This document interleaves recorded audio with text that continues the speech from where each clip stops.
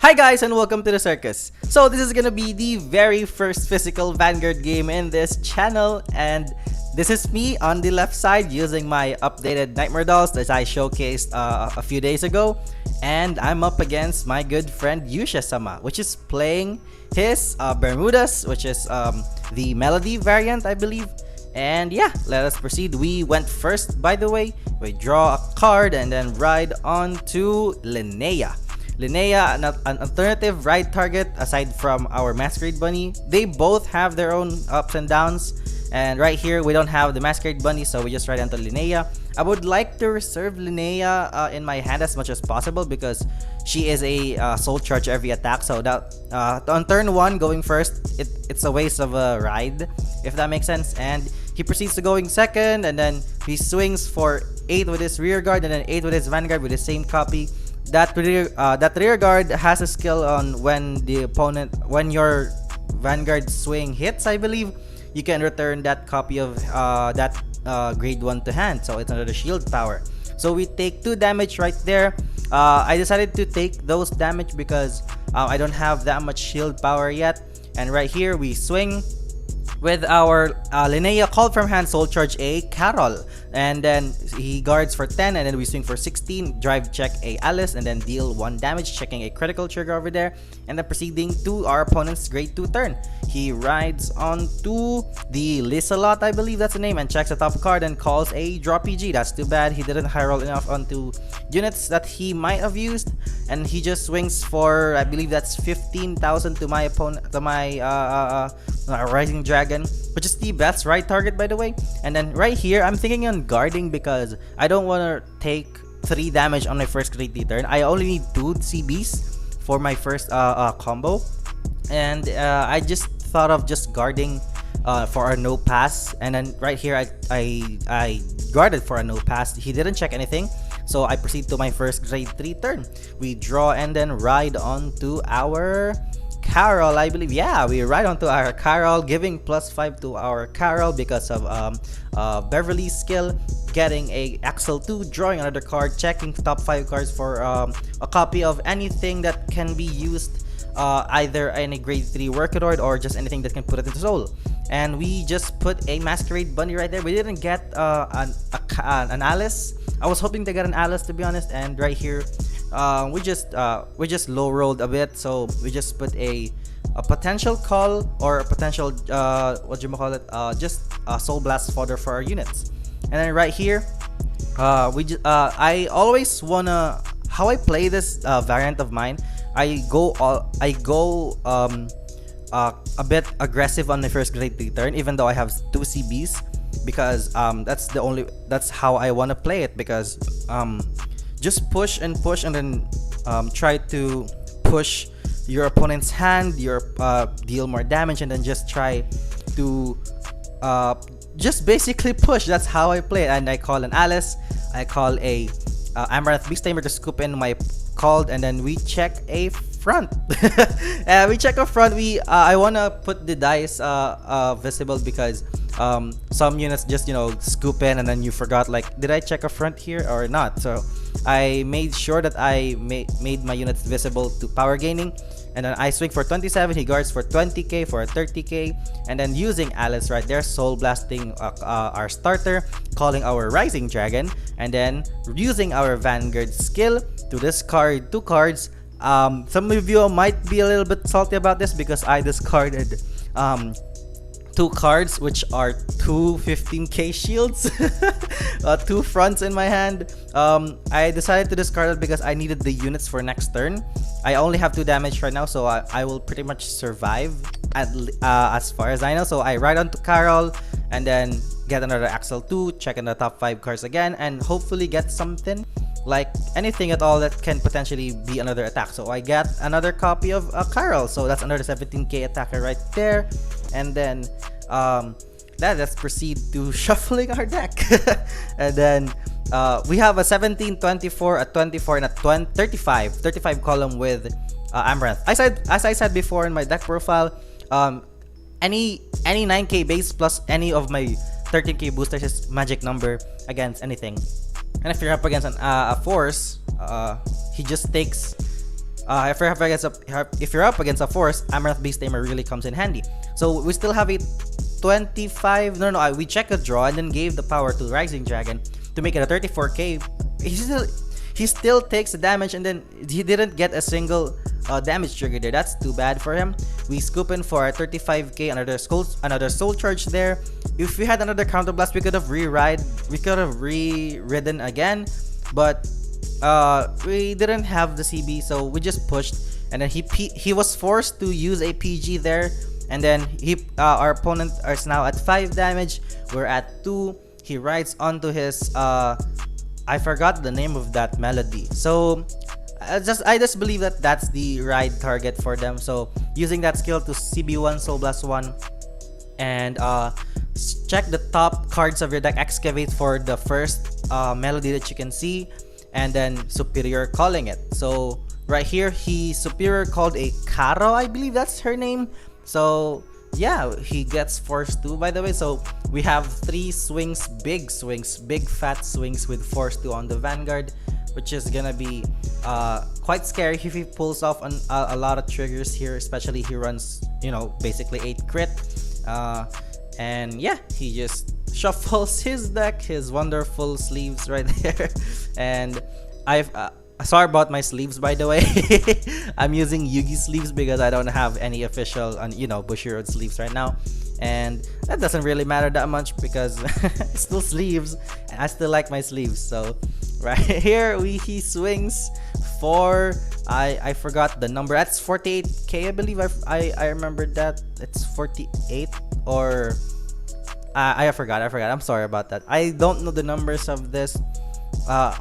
I believe he just gains 5k for each melody on board, and then Cairo gives everything a boost. So he has 1, 2, 3, 4, 5.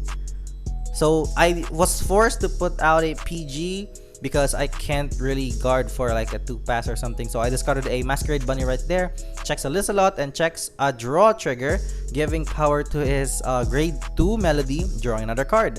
So right here he swings. Everything else is just 1 crit. So if he swings for my Vanguard, I could just gladly take it and then use those damage next turn. And right here, take a damage, I check a front, and then he swings again for a big number. I forget how much are those units worth, but what I know are my units. Alright, so we stand and then draw. We didn't get to ride another Carol. That's unfortunate because our Vanguard is gonna be a 12k Vanguard only. So I just put out my units. I have a what do you call it? A Comicality Chimera right here, so I have a way to counter charge and then scoop in the unit. I swing for 12, just 12 on those 13k. I think he guarded here.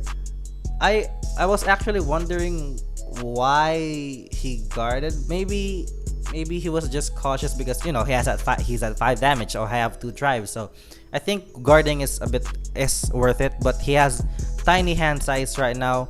So what does he do here? He goes for a 2-pass. I check nothing there, and then what's happening right now again? I believe I'm just checking my soul on what to call using Alice, or whether or not I'll use Comicality Chimera instead. Like just scoop in Alice for without calling anything and just reriding.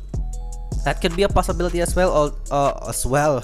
My god. And then, or just ride onto Alice and then call another Carol or Alice from your soul.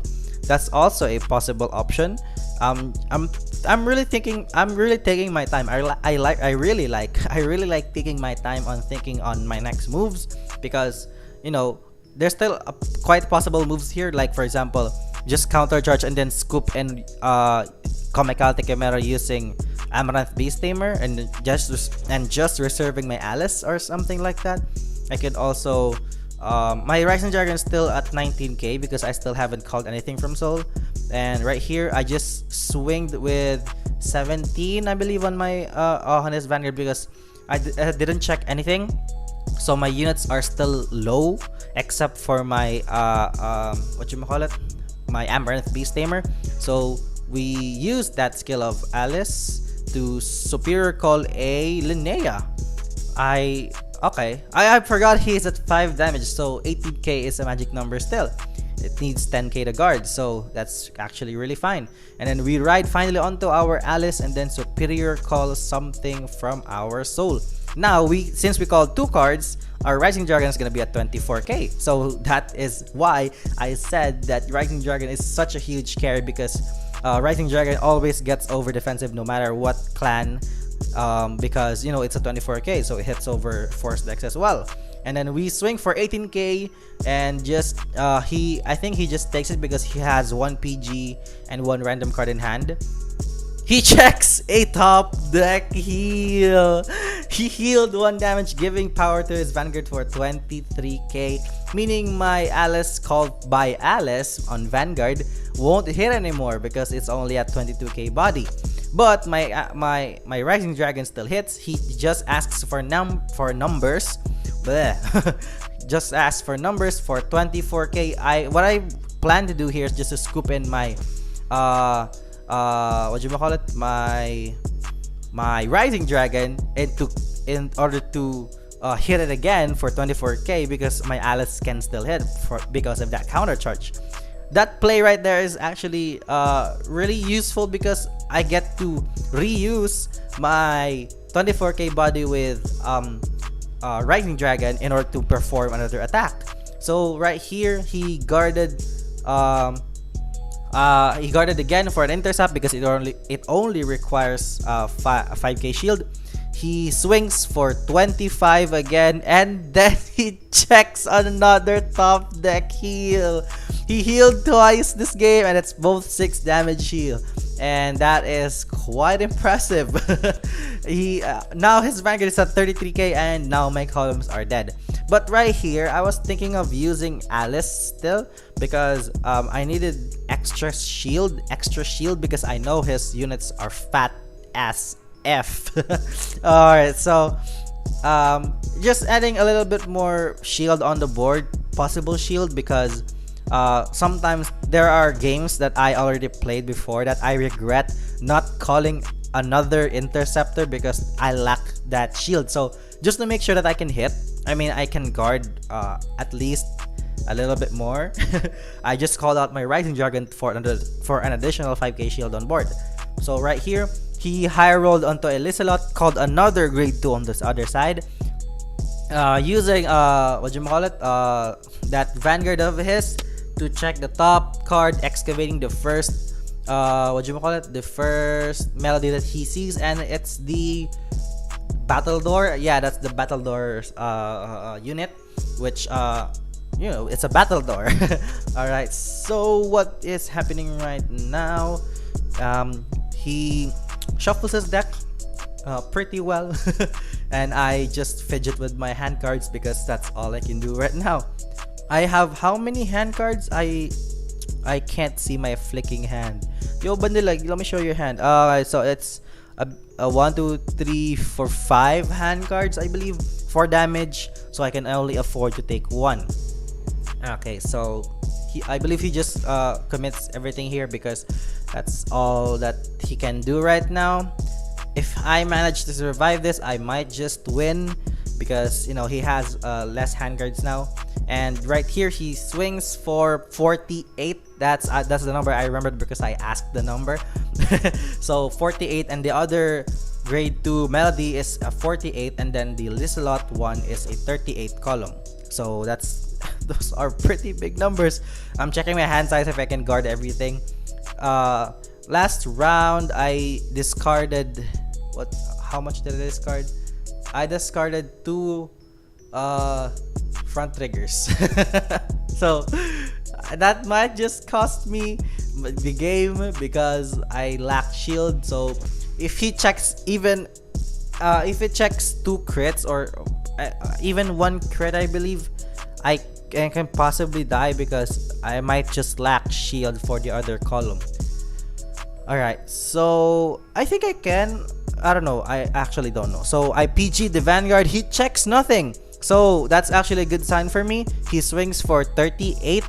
I guarded for 32 and I 47.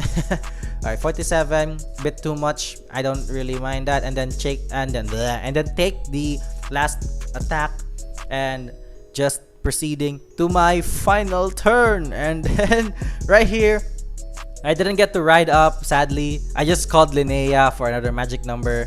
And then proceeding to my swings. I believe I swing for 18. I removed the Linnea on the axle so I can just put it behind, what you call it? My, Comicality Chimera. I keep forgetting that name. Alright, so I swing for 18. He guards for 10. I swing for 14. He guards for intercept. He takes the Vanguard for 2 drives and nothing, and then he checks a crit. And that's the game, boys. That's the game.